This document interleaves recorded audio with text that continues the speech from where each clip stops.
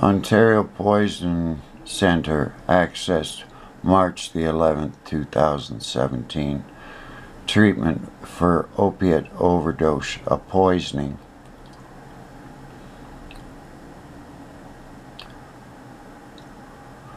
Lay rescuers should try and wake them up. They're in a coma. If unrousable, call 911 and start chest compressions. 911 dispatch should teach you how to use chest compressions. If you've got naloxone, use it. And then continue with chest compressions. Repeat naloxone and continue with chest compressions. Well, poisoning is a respiratory emergency. This is accessed the same day. Pre-hospital care, that's what a layperson's got them as. And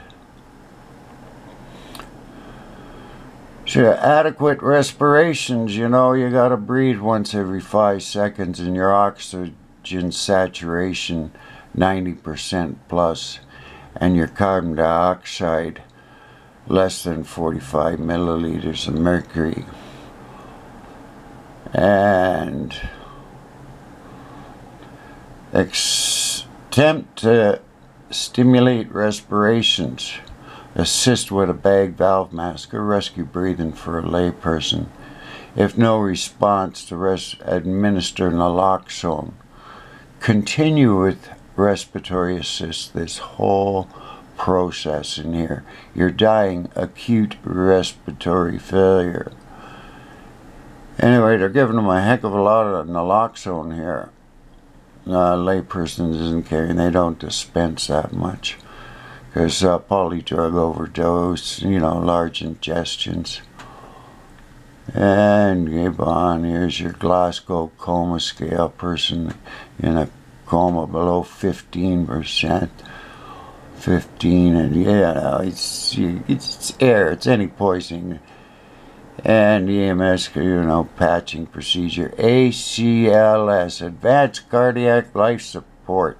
If your heart stopped, because you're severe brain dead, your chance of survival is very slim. This is Margaret Thompson, the medical director. I've got a letter from her dated April the 10th, 2013. Where is it? This is, I sent her this. She didn't respond to this. Here's Dr. April 2013. She's got no input on what Toronto Public Health does. And position bystander CPR. Well, CPR is used for a cardiac arrest. If the patient's breathing, that proves the heart's beating. Don't be giving them no chest compressions. Alright. This is the original letter here. I took this training. I asked on the training day, what about respiratory assist? They're teaching, if the patient's in a coma, Cheyne-Stokes respiration, cyanotic, with pinpoint pupils. That all proves your heart's beating, you're dying, lack of oxygen. Anyway, other nonsense. They taught tens of thousands of people to do this kind of stuff. This is their protocol right here. They've taught this all over the province. You know. See these signs here? Can't wake the person up. Breathing is slow, erratic as stop, snoring, gurgling sounds, fingernails, lips are purple. Those all prove that your heart's beating. Could be any respiratory emergency. Then they got up here, shake at the shoulders and shout their name. Call 911. And then naloxone. Ooh, wait a second here. And then chest compressions on a nice cyanotic blue background. Yes, sir. Blue. That's lack of oxygen in the bloodstream. That's why people are pink. That's pink oxygenated blood. And then it's down here, more chest compressions.